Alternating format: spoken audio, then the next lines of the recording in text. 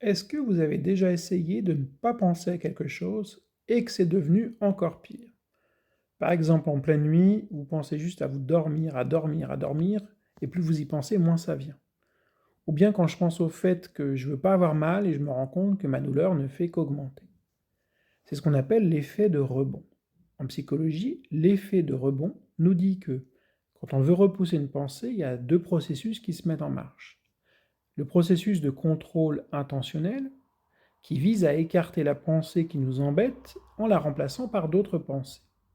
Et puis le deuxième processus, le processus de surveillance. Lui, c'est un processus inconscient automatique.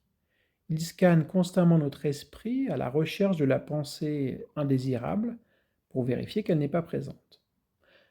Le problème survient lorsque le processus de contrôle est trop faible, à cause de la fatigue ou du stress par exemple.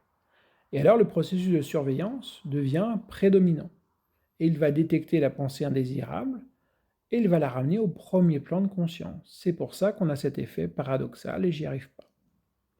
Alors comment faire? La clé n'est pas de chasser la pensée comme on vient de le voir, mais de changer la façon dont on l'accueille.